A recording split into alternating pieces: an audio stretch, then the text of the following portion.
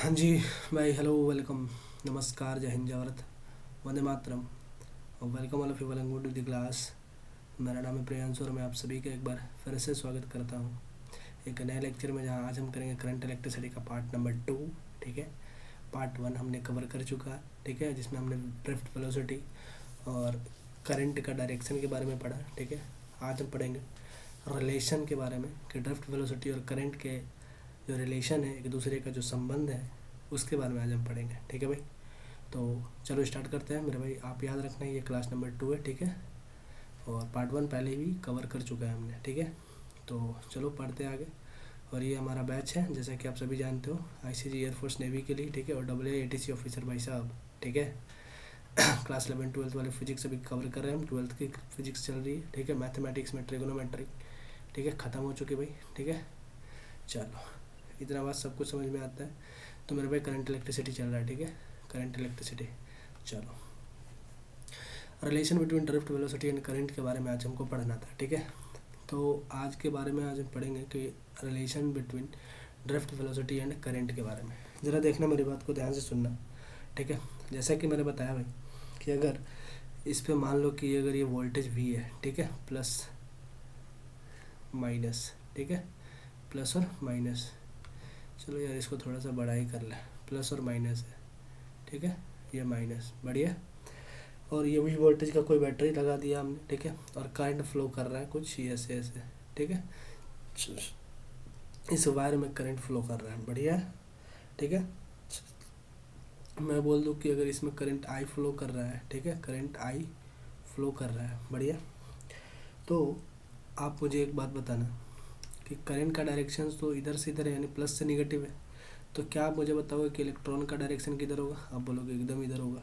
ठीक है, यानी कि मेरे कहने का मतलब है कि ड्रिफ्ट वेलोसिटी, जो इलेक्ट्रॉन का जो ड्रिफ्ट वेलोसिटी होगा वो इधर होगा, यानी माइनस से प्लस होगा। अगर इलेक्ट्रॉन के मूविंग का डायरेक्शन अगर इस साइड है तो ड्रिफ्ट वेलोसिटी, यानी कि इलेक्ट्रॉन का जो वेलोसिटी एक दूसरे से टकराने का जो वेलोसिटी, उसी को तो ड्रिफ्ट वेलोसिटी बोलते हैं। ठीक है, तो वो जो ड्रिफ्ट वेलोसिटी होगा ना, वो होगा इलेक्ट्रिक करंट के डायरेक्शन के अपोजिट डायरेक्शन में। ठीक है, तो एक बात मुझे बताओ, क्या इलेक्ट्रिक फील्ड का डायरेक्शन तुमको मैंने बताया था कल? तो आप बोलोगे एकदम सही भाई साहब, ये होता है इलेक्ट्रिक फील्ड का डायरेक्शन।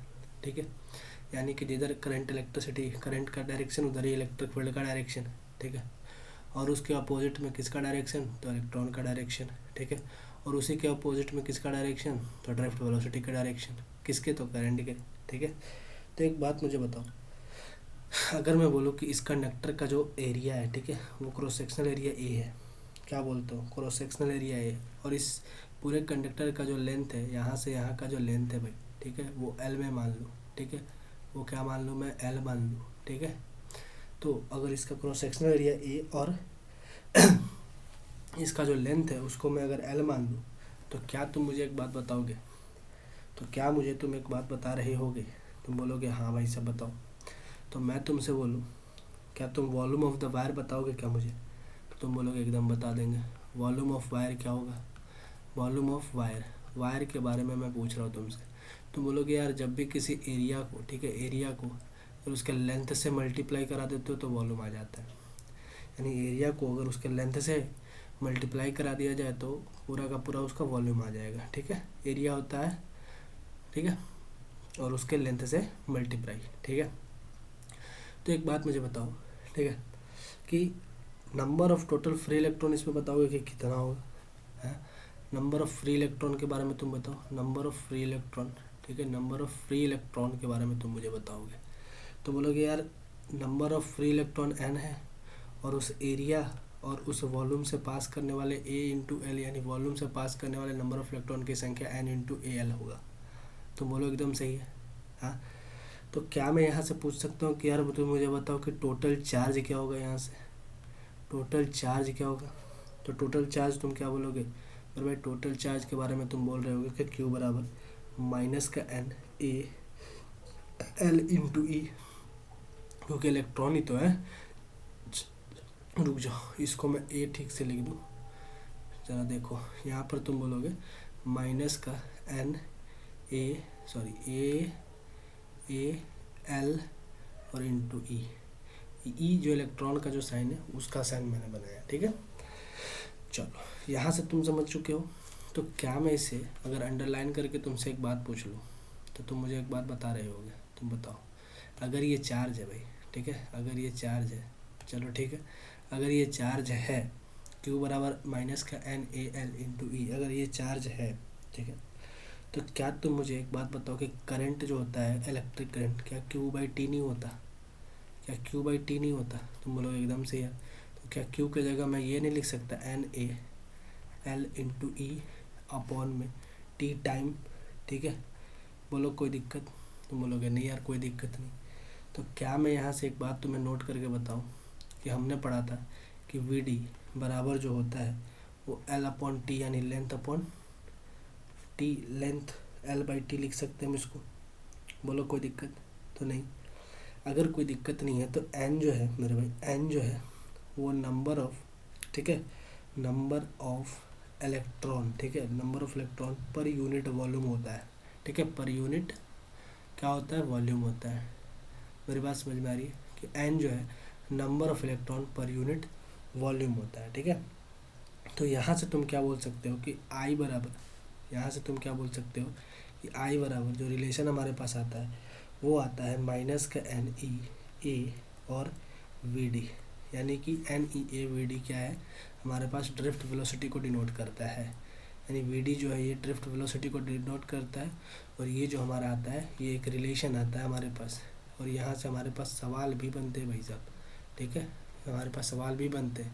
क्या सवाल बनते हैं? एक फार्मूला यहाँ से मैं ड्रिफ्ट वेलोसिटी का आपको बता दूँ कि ड्रिफ्ट वेलोसिटी का फार्मूला होता है I अपॉन, ठीक है, I अपॉन NeA, ठीक है, I upon NeA, number of electron, ठीक है। एक बात देखो ध्यान से, NeA, ठीक है, Ne और A, ठीक है, और ये माइनस का साइन क्योंकि इलेक्ट्रॉन की डायरेक्शन को बता रहा होता है। समझ में आ रही है हमारी बात? हाँ। और एक बात, मुझे एक बात याद दिलाना भाई साहब, ये जो फार्मूला है आपके पास, ठीक है, आपके पास ये जो फार्मूला है, ये फार्मूला और ये रिलेशन बहुत ही काम के हैं, ठीक है। और एक बात मैं तुम्हें बताऊं कि भाई साहब एक बात मैं तुम्हें कुछ बता रहा हूँ कि करंट के बारे में कुछ मैं बता दूँ, ठीक है। अब अगर मान लो कि करंट में बहुत सारे कुछ इंस्ट्रूमेंट जोड़ दिए गए, यानी कि इलेक्ट्रिक सर्किट में बहुत सारे इंस्ट्रूमेंट जोड़ दिए गए, बहुत सारे इंस्ट्रूमेंट, ठीक है, अलग अलग टाइप के, मान लो कि गैल्वेनोमीटर, एमीटर, इस टाइप के कोई भी इलेक्ट्रिकल इंस्ट्रूमेंट जोड़ दिएगा जिसका रेजिस्टेंस अलग अलग है, ठीक है, किसी का कुछ रेजिस्टेंस है, किसी का कुछ रेजिस्टेंस है। तो आप इस समय क्या करोगे कि मेरे भाई एक बात याद रखना, मैं एक नोट पॉइंट आपको लिखवा दूँ, एक नोट पॉइंट लिखवा दूँ मैं आपको। वो नोट पॉइंट क्या है, ठीक है, कि सीरीज में ना, सीरीज में, ठीक है, सीरीज में मेरे भाई, सीरीज में क्या होता है, ठीक है, सीरीज कॉम्बिनेशन में, ठीक है, सीरीज में नहीं, सीरीज कॉम्बिनेशन में, देखो सीरीज कॉम्बिनेशन में, ठीक है, सीरीज कॉम्बिनेशन में, ठीक है, सीरीज कॉम्बिनेशन में, ठीक है, क्या होता है कि करंट का जो वैल्यू होता है ना भाई, करंट का वैल्यू, करंट सेम होता है, ठीक है, करंट सेम हो, चाहे आप उस सर्किट में बहुत सारे इंस्ट्रूमेंट जोड़ दो, कोई फ़र्क नहीं पड़ता, ठीक है, करंट हमेशा ही सेम रहेगा, ठीक है। इधर बात समझ में आएगी, चाहे वो जो भी इंस्ट्रूमेंट हो उसका अलग अलग रेजिस्टेंस ही क्यों ना हो, ठीक है, फिर भी ये सीरीज में क्या होता है, कॉम्बिनेशन, सीरीज कॉम्बिनेशन में करंट सेम ही होता है, ठीक है मेरे भाई। इतनी बात समझ में आ गई आपको? चलो, तो क्या मैं आपको एक बात बता दूं कि यहाँ से हमारा जो रिलेशन निकला, ये I बराबर NeA Vd, इसको मैं क्या बोल सकता हूँ, ऐसे भी लोग याद करते हैं, I बराबर मैं Na Vd और E, ठीक है, इसको बोलते हैं मैं ना वे, ठीक है, I बराबर Na Vd E, ठीक है, समझ में आ रही है मेरी बात? I बराबर Na Vd E, ठीक है, और ये जो Vd है क्या है, Vd है ड्रिफ्ट वेलोसिटी, ठीक है, और E है इलेक्ट्रॉन, और A है एरिया, और N है number of electron per unit volume, ठीक है, और I है करंट, ठीक है। यहाँ से एक रिलेशन बनता है अपना, और यहीं से सवाल भी बनता है, ठीक है। इतनी बात समझ में आ गई? तो हम चलते हैं थोड़ा सा कुछ आगे की ओर, और मैं बढ़ता हूँ, आपको लेके चलता हूँ कहाँ पे, तो ओम्स लॉ पे, ठीक है। ये ओम्स लॉ क्या है भाई, ठीक है, ओम्स लॉ, थोड़ा सा मेरी बात पर ध्यान देना, और ओम्स लॉ के बारे में थोड़ा सा मेरे से आप सुनता, ठीक है। क्या होता है ओम्स लॉ? बोलता है कि वोल्टेज अक्रॉस अ कंडक्टर, ठीक है। वोल्टेज, जैसे मान लो कि voltage across a conductor is directly proportional to, किसके बोलता है, flowing through, directly proportional to the I, directly proportional to the flowing current I के बराबर होता है। देखो आई के बराबर होता है, V is directly proportional to I. यानी मेरे कहने का क्या मतलब है मेरे भाई, जरा रुको, इसको मैं बड़ा लिख दूँ, V is directly proportional to I होता है, ठीक है। और मैं इसके बारे में ही आपसे बात करने वाला हूँ। ज़रा देखो क्या होता है कि वोल्टेज किसी भी कंडक्टर में, ठीक है, किसी भी कंडक्टर में वोल्टेज जब भी अक्रॉस करता है ना, डायरेक्टली प्रोपोर्शनल होता है किसके, करंट के। जिस आप सर्किट में करंट फ्लो करा रहे हो, ठीक है, किसी भी सर्किट में आप करंट फ्लो करा रहे हो, तो उसमें जो उस सर्किट का जो वोल्टेज होगा ना, करंट आई के डायरेक्टली प्रोपोर्शनल होगा। यानी मेरे कहने का मतलब ये है कि आप जितना ज़्यादा वोल्टेज दोगे उतना ही करंट भी बढ़ते जाएगा, ठीक है। यानी किसी सर्किट में आप जितना क्या करोगे, वोल्टेज होगा। अब मान लो कि अगर वोल्टेज पेट्रोल है तो आई गाड़ी है, अब गाड़ी को जितना पेट्रोल दोगे उतना ही गाड़ी क्या चलेगा। तो वही बात है भाई, जितना वोल्टेज दोगे उतना ही करंट फ्लो करेगा, ठीक है। ये कहना चाह रहा हूँ मैं, ठीक है मेरे भाई। जब भी अगर मैं बात करूँ कि अगर इस प्रोपोर्शनलिटी को, साइन को हटाते हो तो V अगर प्रोपोर्शनली है, तो अगर मैं इस साइन को हटाता हूँ तो एक कांस्टेंट आता है, ठीक है। और उस कांस्टेंट को हम R से डिनोट करते हैं, जहाँ R बराबर क्या होता है, V/I, ठीक है। और ये जो R आया हमारे पास, वही होता है हमारे पास रेजिस्टेंस, ठीक है। क्या होता है, रेजिस्टेंस, ठीक है। समझ में आ रहा है रेजिस्टेंस क्या होता है, वो कांस्टेंट होता है, ठीक है।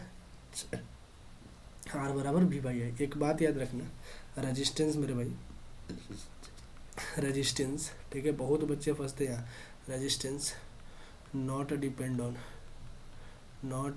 ऑन किस पे, V एंड I, यानी करंट और वोल्टेज पर डिपेंड ही ना करे है रेजिस्टेंस, ठीक है। रेजिस्टेंस किस पे डिपेंड नहीं करता, V और I पर डिपेंड ही नहीं करता। यानी कि वोल्टेज वह कारण होता है जिसके कारण इलेक्ट्रिक फील्ड जनरेट होता है, ठीक है, और इलेक्ट्रॉन पर बल लगता है। वोल्टेज एक क्या होता है, बाह्य कारण है मेरे भाई, जिसके कारण इलेक्ट्रिक फील्ड जनरेट होता है, ठीक है। और इलेक्ट्रिक फील्ड जनरेट होकर इलेक्ट्रॉन पर एक बाहरी बल लगाता है, ठीक है, जो कि आपने पढ़ा था E बराबर F/Q, ठीक है। और Q की जगह अगर मैं E लिख दूँ तो यहाँ पर हो सकता है E बराबर F/E, ठीक है। और E क्या है, इलेक्ट्रॉन है भाई, ठीक है। तो वोल्टेज के कारण E जनरेट होता है, यानी इलेक्ट्रिक फील्ड जनरेट होता है, किसके कारण, तो वोल्टेज के कारण। क्या इतनी बात मेरी समझ में आ रही तुम्हें। तो एक बात मुझे बताओ कि भाई साहब तुम, अगर मैं बोलूँ कि यहाँ से अगर R बराबर V/I आ गया तुम्हारे पास, ठीक है, क्या आ गया, R बराबर V/I आ गया, ठीक है। तो क्या क्या R V और I पर डिपेंड करेगा, तुम बोलोगे नहीं यार, resistance not depend on V and I, ठीक है। क्यों नहीं करेगा, क्योंकि R जो है ना, खुद V और I के बीच एक डायरेक्टली प्रोपोर्शनली वाली प्रोपोर्शनलिटी साइन को हटाने के लिए आया यार, ठीक है। एक तरीके का ही कांस्टेंट होता है, ठीक है। जैसे V directly proportional to I था, लेकिन यदि सर्किट में अगर V को, यानी वोल्टेज को बढ़ाया जाए, ठीक है, वोल्टेज को क्या किया जाए, बढ़ाया जाए, तो I भी बढ़ेगा। समझ में आ रहा है, मैंने पहले भी बताया कि वोल्टेज को जब तुम बढ़ाओगे तो करंट भी बढ़ेगा भाई, ठीक है। क्या होगा कि करंट भी बढ़ेगा, वोल्टेज जब बढ़ाओगे तो करंट भी बढ़ेगा। समझ में आ रही मेरी बात। तो ऐसे कंडीशन में जब कोई बदलाव ही ना होगा तो जिससे R क्या होगा, एक कांस्टेंट आता है, और वही कांस्टेंट हमारा रेजिस्टेंस कहलाता है, ठीक है। अब एक बात बताओ, यहाँ से तो तुम समझ गए कि R V और किस पे डिपेंड नहीं करता, I पे डिपेंड नहीं करता। तो भाई ये डिपेंड किस पे करता है, तो डिपेंड किस पे करता है, तो लिखो, एक नोट पॉइंट बनाओ, लिखो फैक्टर्स अफेक्टिंग, ठीक है, अफेक्टिंग रेजिस्टेंस, ठीक है, रेजिस्टेंस, वह फैक्टर जो रेजिस्टेंस को क्या करे, अफेक्ट करे। वो कौन कौन सा फैक्टर है भाई, ठीक है। पहला फैक्टर है भाई, उस कंडक्टर के क्रॉस सेक्शनल एरिया, ठीक है, किस पे डिपेंड करता है, क्रॉस सेक्शनल एरिया पे डिपेंड करता है, क्रॉस सेक्शनल एरिया, ठीक है, क्रॉस सेक्शनल एरिया पे डिपेंड करता है, पहली बात, ठीक है। और इसके डायरेक्टली प्रोपोर्शनल होता है, यानी R is directly proportional to A, area के डायरेक्टली प्रोपोर्शनल होता है। अच्छा, दूसरा भाई, दूसरा क्या होता है, सॉरी ए नहीं यार, एल, क्रॉस सेक्शनल, मैंने एरिया लिख दिया ना, क्रॉस सेक्शनल एरिया के, क्रॉस सेक्शनल लेंथ के, क्रॉस सेक्शनल लेंथ के क्या होता है, डायरेक्टली प्रोपोर्शनल होता है। समझ में आ रही बात मेरी, ठीक है, क्रॉस सेक्शनल लेंथ के डायरेक्टली प्रोपोर्शनल। अच्छा, cross sectional area, cross sectional area, मेरी बात ध्यान से सुनना, क्रॉस सेक्शनल एरिया के, ठीक है, इन्वर्सली प्रोपोर्शनल होता है, यानी are inversely proportional to 1/a, ठीक है, ये बात समझ जाओ क्या, कि R directly proportional to L होता है और R inversely proportional to A होता है, ठीक है। अच्छा, और एक बात मुझे बताओ कि तीसरा जो कंडीशन होता है वो किस पे डिपेंड करता है, नेचर ऑफ मटेरियल पे, नेचर ऑफ मटेरियल, ठीक है, नेचर ऑफ मटेरियल पर डिपेंड करता है वो, जिससे हम आर बराबर, आर समानुपाती यानी किसके बराबर, रो के बराबर, और ये जो रो है उसको नेचर ऑफ मटेरियल बोलते हैं, या फिर किसी भी मटेरियल का नेचर के बारे में हम बात करते हैं। अच्छा, अगर मैं बोलूँ कि अगर मेरे भाई, अगर ये, अरे यार, अगर ये ऐसा करके कोई कंडक्टर है तुम्हारे पास, ठीक है, ऐसा करके कोई कंडक्टर है, ठीक है, और मैं बोलूँ कि इसको, इसी को तो मैंने क्रॉस सेक्शनल एरिया बोला था, ठीक है, क्या बोला था हमने, एरिया, कौन सा एरिया है भाई, तो तुम बोलोगे क्रॉस सेक्शनल एरिया है, क्रॉस सेक्शनल एरिया, ठीक है, क्रॉस सेक्शनल एरिया है। समझ में आ रही मेरी बात, ठीक है, क्रॉस सेक्शनल एरिया क्या होता है। अच्छा, लेंथ के बारे में, यानी पूरा का पूरा यहाँ से यहाँ तक की लंबाई इस कंडक्टर का लेंथ कहलाता है, ठीक है, और इस मटेरियल के बारे में अगर मैं बात करूँ तो ये रो, ठीक है, किस तरीके का मटेरियल है। समझ में आया भाई।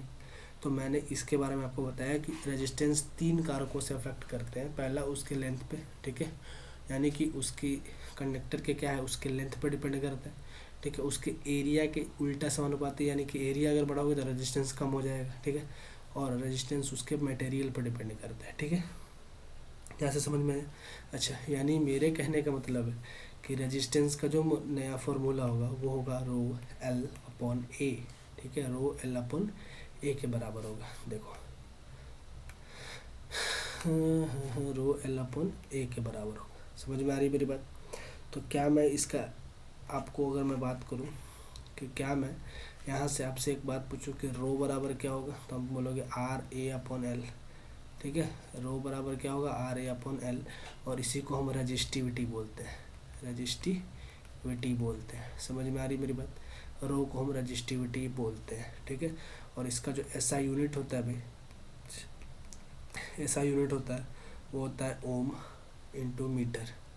समझ में आ रही मेरी बात, ओम इंटू मीटर होता है। समझ में आ रहा है, इतनी बात समझ में। अच्छा, मैंने आपको एक चीज़ बताना भूल गया कि रेजिस्टेंस का जो फॉर्मूला था आर बराबर वी बाई आई, ठीक है, आर बराबर वी बाई आई, भले इस पर डिपेंड नहीं करता लेकिन ये बहुत काम वाली फार्मूला है भाई हमारे लिए।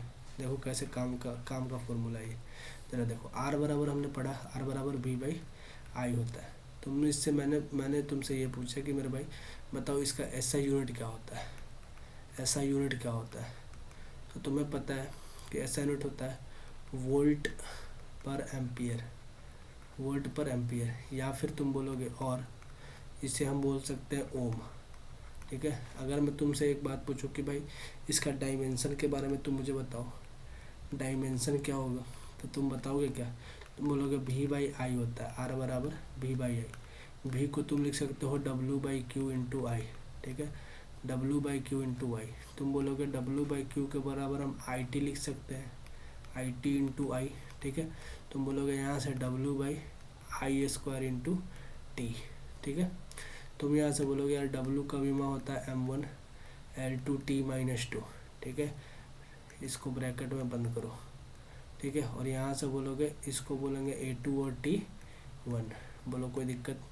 तो यहाँ से तुम अगर बात करो तो इसको मैं बोलूँ M1 L2 T ऊपर चल जाएगा, T माइनस का 3 हो जाएगा, ठीक है, T माइनस का 3 हो जाएगा और A माइनस का 2 हो जाएगा। बोलो कोई दिक्कत, कोई दिक्कत है तो तुम बता दो मुझे, क्या इसका डायमेंशन हो जाएगा, तो तुम बोलोगे एकदम सेम है, यही इसका डायमेंशन होगा कि नहीं होगा बताओ, यही इसका क्या हो जाएगा डायमेंशन।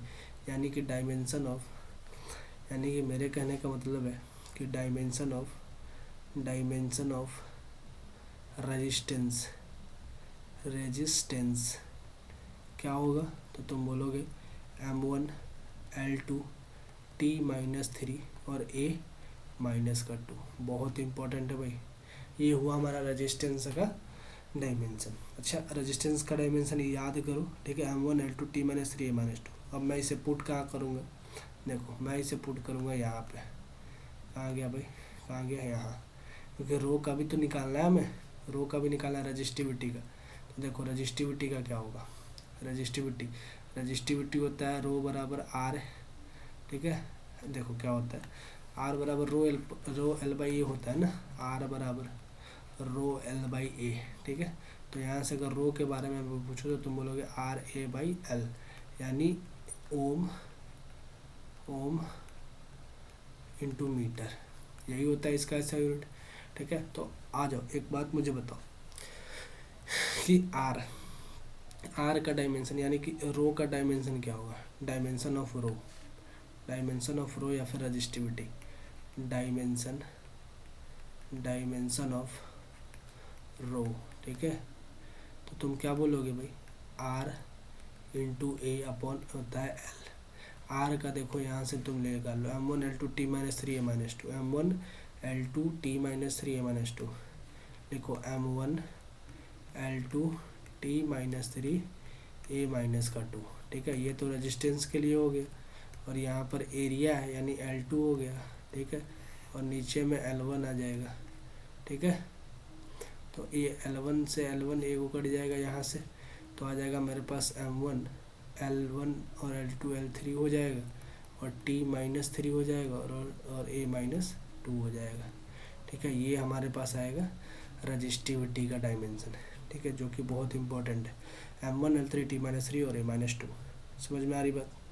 और रजिस्टेंस का तुमसे पूछे, तुम क्या बोलोगे, M1 L2 T-3 और A -2, ये किसके लिए है, तो रजिस्टेंस के लिए है, ठीक है। इसका होता है यूनिट ओम, और इसका होता है ओम इंटू मीटर, ठीक है। क्या क्लियर कर दिया हमने तुम्हारी बात सारे के सारा, बोलो एक बार हाँ, समझ में आ गई।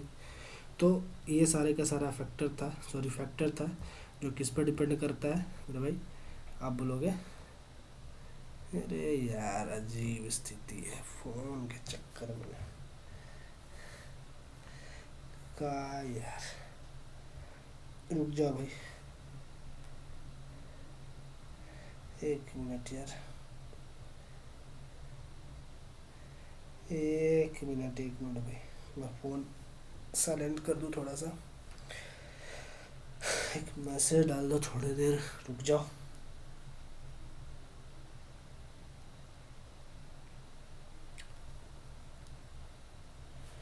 चलो भाई, कोई दिक्कत नहीं, और हम बढ़ते आगे। और हमने पढ़ लिया रो का डायमेंशन और आर का डायमेंशन, और दोनों का एस यूनिट भी पढ़ लिया, ठीक है। किस किस पर डिपेंड करता है वो भी पढ़ लिया हमने, ठीक है। चलो एक बात और मैं तुम्हें बता दूं, ठीक है, ये जो रजिस्टिविटी होती है ना भाई, रजिस्टिविटी इसका जो डिपेंडेंसी है ना भाई, ये जो डिपेंड करता है वो सिर्फ और सिर्फ टेम्परेचर पर और नेचर ऑफ मटेरियल पर डिपेंड करता है, नेचर ऑफ मटेरियल, ठीक है, मटेरियल पर डिपेंड करता है। किस किस पर डिपेंड करता है, रजिस्टिविटी डिपेंड करता है टेम्परेचर पर और नेचर ऑफ मटेरियल पर। समझ में आ रही मेरी बात, ठीक है। अच्छा, मैं यहाँ से तुम्हें एक बात बताऊँ, एक बात मुझे बताओ कि अगर मैं तुमसे एक बात पूछूं कि भाई साहब इलेक्ट्रिकल रजिस्टिविटी के बारे में थोड़ा सा मैं बात करूं, रजिस्टिविटी के बारे में, ठीक है। मैं एक हेडिंग दे देता हूं आप सभी के सामने कि इलेक्ट्रिकल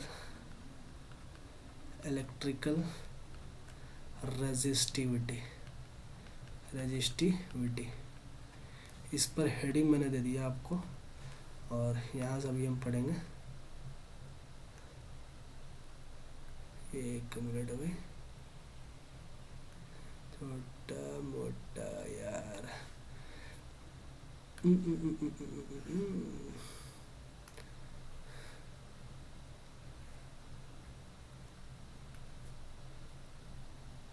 चलो बढ़िया, इलेक्ट्रिकल रजिस्टिविटी बढ़िया, कोई दिक्कत ना। ये हो गया, और यहाँ पर P का जो ये छोटा हुआ है, ठीक है, डिपेंड है। चलो इलेक्ट्रिकल रेजिस्टिविटी के बारे में मैं थोड़ा सा बात करूँ। अच्छा, अभी हाल फिलहाल रिसेंटली तुमने एक बात पढ़ा है क्या कि मेरे भाई, अभी ना मैंने तुम्हें पढ़ा है कि relation between current and relativity, तुम बोलोगे एकदम से यार, आई बराबर होता है एन ए, ठीक है, V D, N A V D, ठीक है, अरे यार, एन ए वी डी और ये ई होता है, ठीक है, एन ए वी डी और ई होता है, ये होता है रिलेशन। अगर मैं तुमसे बोलूँ कि आई बराबर, ठीक है, ये अगर मैं इलेक्ट्रॉन का ई साइन दे दूँ, ठीक है, आई बराबर, तो क्या तुम मुझे एक बात बताओगे कि माइनस का एन ए ई, ठीक है, अगर मैं यहाँ से कॉमन लूँ और वी डी का वैल्यू यहाँ रख दूँ मैं, माइनस का ई टाउ अपॉन एम, ठीक है, वी डी का वैल्यू यहाँ से मैं रख दूँ, ठीक है, तो क्या तुम मुझे एक बात बताओगे कि क्या आई बराबर, मैं बोलूँ कि ये एन माइनस माइनस हो जाएगा plus N A E square, ठीक है, ई से ई गुना हो जाएगा ई स्क्वायर, ठीक है, ई स्क्वायर टाउ अपॉन एम, ठीक है, इंटू, अगर मैं यहाँ से बोलूँ ई, तो कोई दिक्कत नहीं होगी। तो मैं यहाँ से एक बात और बोल सकता हूँ, क्या ये एन ए नहीं, N E square tau upon M into A E, ठीक है, ए ई, और ई क्या है भाई, ई क्या है, तो इलेक्ट्रिक फील्ड है, ठीक है। अच्छा, यहाँ से तुमने एक बात समझा, ठीक है, तो अगर मैं बोलूँ कि इस इलेक्ट्रिक फील्ड को अगर मैं आई बराबर N E square tau upon M, और इस ए को ए ही लिखता हूँ और इलेक्ट्रिक फील्ड को भी बाई डी लिख दूँ, तो कोई दिक्कत है? अगर डी ना लिख के मैं इसको एल लिख दूँ तो बढ़िया रहेगा, एल लिख दूँ, लो एल लिख दिया। मैंने क्या किया कि ई को हटा के भी बाई एल लिख दिया यहाँ से, तो कोई दिक्कत तो नहीं होगा। अच्छा चलो इधर आओ, अगर कोई दिक्कत नहीं है तो तुम मुझे एक बात बताओ, क्या v बराबर तुम्हारे पास ये नहीं आएगा क्या तुम्हारे पास ये नहीं आएगा? अच्छा एक बात बताओ, यहाँ m है, तो मैं अगर v निकालना चाहूँ तो ये सबसे तुम गुना कराओगे i को, फिर इससे ऐसे गुना कराओगे, m l इंटू आई हो जाएगा, यानी i into M into L upon में आ जाएगा तुम्हारे पास n E square tau upon में ए, यानी कि v का जो वैल्यू आया तुम्हारे पास, v का जो वैल्यू आया भाई, ठीक है, v का जो वैल्यू आया वो आया I M L by N E square into tau into A, ठीक है। यानी मेरे कहने का मतलब ये है भाई, मेरे कहने का मतलब अगर तुम्हारे पास v यानी v आ गया, पोटेंशियल आ गई भाई, देखो क्या होगा कि तुम्हारे पास अगर पोटेंशियल आ गया ना, v आ गया, तो तुम क्या बोलोगे कि यहाँ से अगर मैं v निकालना चाहूँ तो तुम सब में गुना करोगे, तो गुना करने के बाद आएगा m इंटू एल इंटू आई, ठीक है, m into L into I upon में एन ई स्क्वायर, ठीक है, टाउ इंटू ए, क्या यही आएगा? तुम बोलोगे एकदम सही। तो अगर मैं बोलूँ कि v बराबर आई आर से, ठीक है, ज़रा ध्यान देना, v बराबर आई आर से अगर मैं तुम्हें बोलूँ तो r बराबर तुम क्या बोलोगे, v अपॉन आई, ये ना बोलोगे यार? तो क्या तुम मुझे एक बात बताओ, v का वैल्यू यहाँ से तुम रखो m into L into I upon में N E square tau upon A into one upon I, इस आई को लिखा मैंने, इस आई से इस आई को उड़ा दो, जब उड़ाया हमने आई से आई को, तो यहाँ से रो का जो वैल्यू आ गया मेरे भाई, m अपॉन क्या आ जाएगा, N E square into tau, rho का वैल्यू ये होता है, यानी r बराबर जो होगा मेरे भाई रो एल अपॉन ए होगा, समझ में आ रहा है? और ये जो रो होगा मेरे भाई, ये जो रो होगा, ज़रा ध्यान देना कि रो का वैल्यू कहाँ से कहाँ आएगा। ये जो रो होगा देखना थोड़ा सा, ये जो रो होगा, देखो एक मिनट रुक जाओ, अरे यार, रो जो होगा, ठीक है, ये जो रो होगा, ठीक है, रो जो होगा उसका वैल्यू होगा m अपॉन, ठीक है, N E square into tau. अब देखो इसका डिपेंडेंसी कैसे कैसे होगा, m क्या है मेरे भाई, इसमें देखना m क्या है, m जो है मास ऑफ इलेक्ट्रॉन है, मास ऑफ क्या है, इलेक्ट्रॉन है, ठीक है। n क्या है, n नंबर ऑफ इलेक्ट्रॉन है, क्या है, नंबर ऑफ इलेक्ट्रॉन, ठीक है। और e क्या है, charge on electron, charge on electron है, ठीक है। और टाउ क्या है, तो तुम बोलोगे ये तो भाई रिलैक्सेशन टाइम होता है, रिलैक्सेशन टाइम है, तुम क्या बोलोगे, रिलैक्सेशन टाइम है। ठीक है, यानी कि इतनी बात से समझ में आ गई कि मेरे भाई कि जो रो है ना, ये रो है, रो किस पर डिपेंड करता है मेरे भाई, रो डिपेंड्स ऑन मेरे भाई, रो डिपेंड्स ऑन किस पे, तो नंबर ऑफ इलेक्ट्रॉन पे। फर्स्ट नंबर ऑफ इलेक्ट्रॉन, देखो यार आज क्या ही हो रहा है, देखो पहला किस पे डिपेंड करेगा, तुम बोलोगे यार नंबर ऑफ इलेक्ट्रॉन पे। ठीक है, नंबर ऑफ इलेक्ट्रॉन पे, यानी मेरे भाई कहने का मतलब है कि अगर नंबर ऑफ इलेक्ट्रॉन बढ़ाया जाए तो रो क्या होगा, घट जाएगा। देखो नंबर ऑफ इलेक्ट्रॉन बढ़ाओगे तो रो क्या हो जाएगा, घट जाएगा। ठीक है, रो घट जाएगा। अगर रो घटेगा तो मेरे भाई रेजिस्टेंस भी घटेगा। बोलो क्या गलती कहा हमने, अगर रो घटेगा भाई तो रेजिस्टेंस भी क्या हो जाएगा, घटेगा, क्योंकि आर बराबर होता है रो एल अपॉन ए। ठीक है, अगर रो घटेगा तो क्या घट जाएगा, अरे यार ये देखो क्या होगा, अगर आर घटेगा तो रो एल अपॉन ए, अगर रो घटेगा तो आर भी घट जाएगा। समझ में आ रहा है मेरी बात, समझ में आ रही है। तो देखो एन बढ़ाओगे रो घट जाएगा। दूसरा कंडीशन, दूसरा जैसे अगर मैं बताऊँ कि टेम्परेचर पर, मैंने बोला कि टेम्परेचर के किससे होता है, टेम्परेचर के किससे होता है, तुम बोलोगे टेम्परेचर बढ़ाओगे तो रजिस्टिविटी बढ़ जाएगा, यानी टेम्परेचर पर भी डिपेंड करेगा, यानी कि रो टेम्परेचर पर भी डिपेंड करेगा। मेरे कहने का मतलब ये है कि अगर तुम टेम्परेचर बढ़ाते हो, तो यार टेढ़ा काहे लिखा रहा है, देखो अगर तुम टेम्परेचर बढ़ाते हो, देखो क्या होगा कि जब तुम टेम्परेचर बढ़ाओगे ना, ठीक है, टेम्परेचर बढ़ाओगे तो क्या होगा कि मैक्सिमम रिलैक्सेशन टाउ जो होगा घट जाएगा, रिलैक्सेशन टाइम यानी इलेक्ट्रॉनों का टक्कर का समय जो होगा घट जाएगा। ठीक है, धीरे धीरे इलेक्ट्रॉन टक्कर मार रहे होंगे, टेम्परेचर कम रहेगा तो। ठीक है, तो रेजिस्टेंस क्या होगा भाई, बढ़ जाएगा। ठीक है, और रो भी क्या हो जाएगा, बढ़ जाएगा, यानी कि जब रो बढ़ेगा तो रेजिस्टेंस बढ़ेगा, और जब रेजिस्टेंस बढ़ेगा तो रो बढ़ेगा। और वो किसके पे डिपेंड करता है, नंबर ऑफ इलेक्ट्रॉन पे। ठीक है, नंबर ऑफ इलेक्ट्रॉन बढ़ेगा वैसे ही क्या बढ़ जाएगा, सॉरी नंबर ऑफ इलेक्ट्रॉन बढ़ेगा रो घट जाएगा, रो घटेगा तो आर भी घट जाएगा। यानी मेरे भाई जो रजिस्टिविटी है, रजिस्टिविटी ठीक है, वो किस पर डिपेंड करता है, तुम बोलोगे नंबर ऑफ इलेक्ट्रॉन और टेम्परेचर पे। नंबर ऑफ इलेक्ट्रॉन के इनवर्सली प्रोपोर्शनल, टेम्परेचर के डायरेक्टली प्रोपोर्शनल होता है। ठीक है भाई, समझ में आ रही मेरी बात। ठीक है, अब देखो एक सवाल पूछा था मेरे भाई जेई में, अब जेई का नाम ले लिया तो मेरे भाई जेई में नहीं, चलो बढ़िया ठीक है बता तो दिया यार। चलो ये JEE में सवाल पूछा गया था। ठीक है, देखो क्या कि क्वेश्चन था कि दो वायर था। ठीक है, दो वायर था, एक था कॉपर का, ठीक है, एक था कॉपर वायर, ठीक है, और दूसरा था मैग्नीन वायर। ठीक है, मैग्नीन का वायर था। ठीक है, एक कॉपर वायर था और दूसरा मैग्नीन वायर था। ठीक है, दोनों का जो रेजिस्टेंस था हैविंग सेम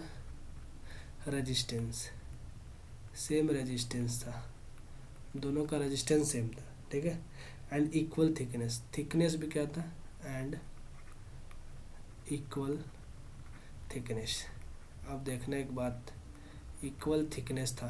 ठीक है, दोनों में इक्वल थिकनेस था, तो कौन सा जो वायर है भाई, ठीक है, कौन सा वायर होगा, वायर जो लंबा, देखो कैसे, कौन सा वायर जो होगा वो क्या होगा, लंबा होगा, यानी कि लेंथ ऑफ वायर किसका ज़्यादा होगा, विच वायर हैविंग ग्रेटर लेंथ, विच वायर हैविंग, ठीक है, हैविंग ग्रेटर लेंथ, देखो ग्रेटर लेंथ एल, किसका लेंथ ज़्यादा होगा। अच्छा एक बात बताओ कि यानी कि रजिस्टिविटी जो होता है ना मेरे भाई, रजिस्टिविटी मैग्नीन का जो रजिस्टिविटी होता है, ठीक है, वो ग्रेटर देन होता है किसके, कॉपर के रजिस्टिविटी से, कॉपर के। ठीक है भाई, किसके, कॉपर के रजिस्टिविटी से क्या होता है, ज़्यादा होता है। मैग्नीन का जो रजिस्टिविटी होता है वो कॉपर के रजिस्टिविटी से ज़्यादा होता है। समझ में आ रही है।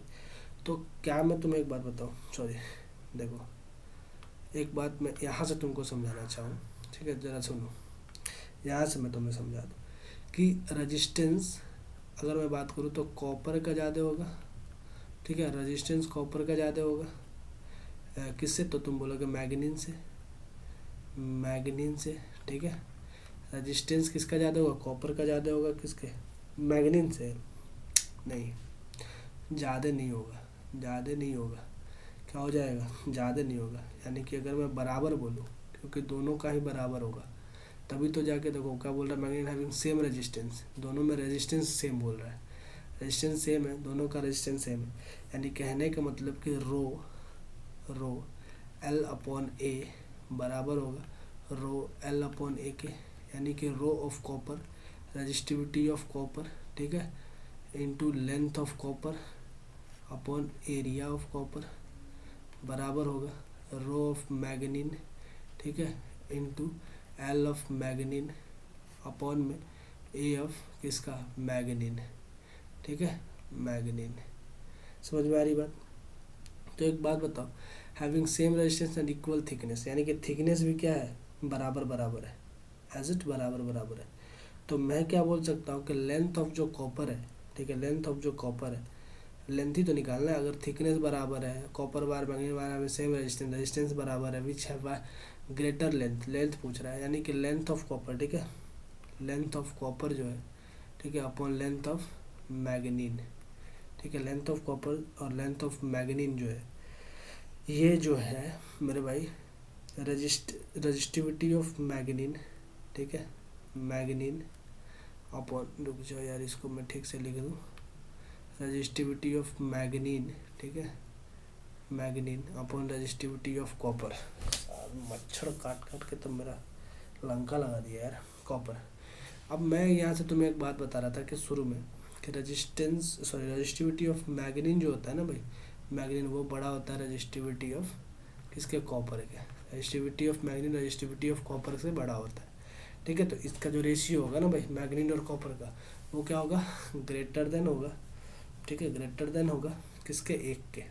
यानी मेरे कहने का मतलब क्या है, लेंथ ऑफ जो कॉपर वायर होगा ना, लेंथ ऑफ कॉपर वायर, वो लेंथ ऑफ मैग्नीन वायर के क्या होगा? एक से बड़ा होगा। यानी मेरे कहने का मतलब लेंथ ऑफ कॉपर वायर बड़ा होगा लेंथ ऑफ मैग्नीन वायर के, ठीक है, किसके? मैग्नीन वायर के। समझ में आ रही बात? तो एक बार ये ऐसे सवाल पूछ दिया गया था, मैंने आपको ऐसे बता दिया, ठीक है। तो और तो कोई दिक्कत नहीं होना चाहिए, ठीक है। तो ऐसे ऐसे सवाल पूछ दिया जाता है, ठीक है, बढ़िया से, लेकिन फिर भी हमने बहुत कुछ सीखा आज, ठीक है। तो ये हमारा था एक सवाल, और ये हमारा रिलेशन था। रिलेशन याद करते हुए चलना भाई, M by N is equal to tau होता है, ठीक है, रो के लिए। और मैंने यहाँ से आपको बता दिया कि किस किस पर डिपेंड करता है रजिस्टिविटी, ठीक है। और यहाँ से हमने बताया आपको ऐसा यूनिट और डायमेंशन निकालने के लिए। डायमेंशन का सबसे बड़ा यूनिट भाई डायमेंशन, सबसे ज़्यादा यूज आता है भाई, ठीक है, ICG, ठीक है, IAF, ठीक है भाई, नेवी वालों, ठीक है। और ATC भाई भूल मत जाओ, ठीक है यार, हल्के हल्के सवाल आएंगे और ऐसे में तुम फंसोगे, ठीक है।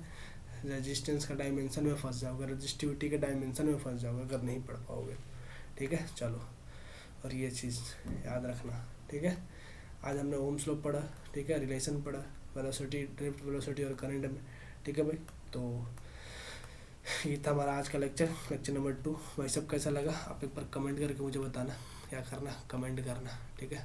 और हाँ, PDF अगर लेना हो ना भाई, PDF लेना हो तो एक बार क्या करना कि चैनल में जाना, ठीक है, चैनल में जाओ, ठीक है। अबाउट वाले सेक्शन में होता है ना, अबाउट वाले सेक्शन में वहाँ टेलीग्राम लिंक होगा, वहाँ से ज्वाइन कर लो, ठीक है। वहाँ तुम्हें PDF मिल जाएगी भाई, ठीक है, PDF मिल जाएगी। और मेरे भाई एनोटेशन के साथ मिलेगी PDF, एनोटेशन के साथ, ठीक है। याद रखना, PDF के लिए क्या करना होगा, PDF के लिए तुम्हें अबाउट में जाना और वहाँ से तुम्हें PDF मिल जाएगी भाई, ठीक है। तो आशा करता हूँ आप सभी को मेरे भाई इस लेक्चर से बहुत ही आनंद मिला होगा, ठीक है, आनंद की अनुभूति हुई होगी। चलो, समझ में आ रही बात? तो ऐसे ही आप सभी पढ़ते रहे, तब तक के लिए टाटा बाय बाय, जय हिंद मेरे भाई।